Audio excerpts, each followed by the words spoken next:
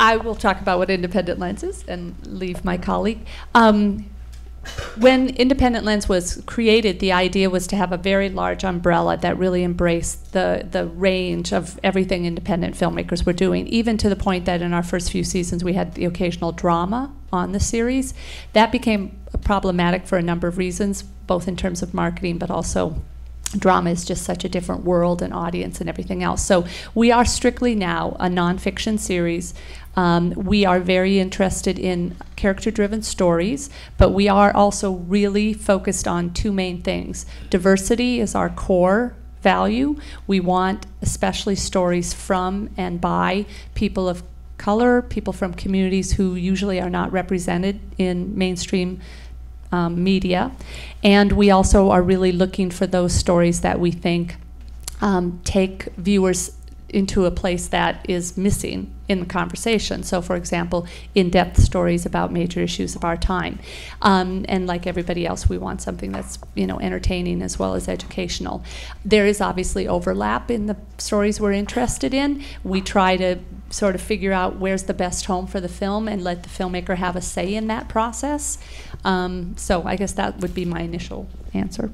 Yeah, I mean, definitely there's similarities in terms of both series.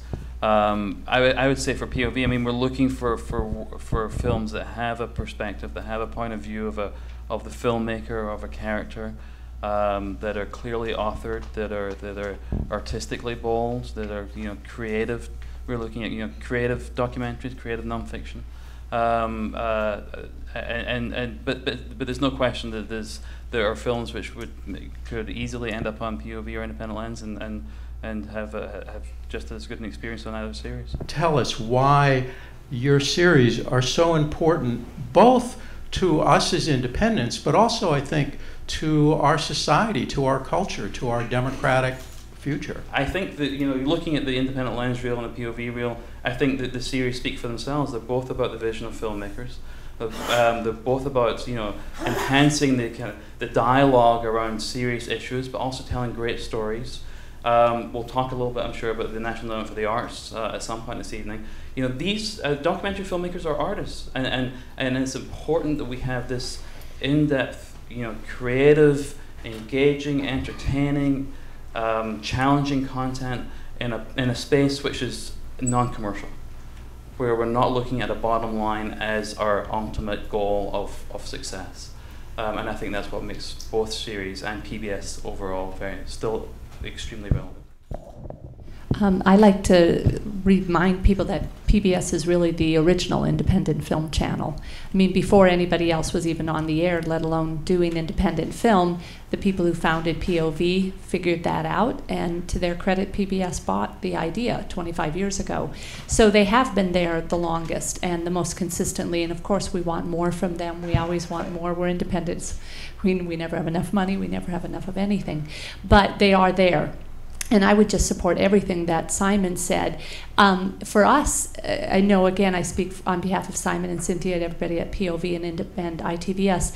What was incredible was that independents made it clear that you consider yourselves allies to public television. And I think often, I know PBS and stations feel a little bombarded. There are always people trying to defund them. They're always in the hot seat. It's like living in a glass house year-round. Their programming isn't liberal enough. Their programming is too liberal. Their programming, you know, I mean, they can't seem to win because they have an impossible mission to serve every American. I mean, literally, how could anybody do that? So they're trying to serve the very young and the very old. What we do is try to find the people in the middle and also serve the old. But that makes it difficult. We're a little unique for public television because their demographic does skew so much older. But I think we've done a great job, POV and Independent Lens, at trying to demonstrate to PBS that it's like the field of dreams. If you build it, they will come. So the independents made it clear that you consider yourselves allies and that you consider this an absolutely essential part of your work. And to underscore something Gordon said, we as a community have to continue to use that collective energy, not just with PBS, with your local station, with other funders, because that's the only way that we're going to really continue to get support, especially as economic times get, you know, harder and harder for us.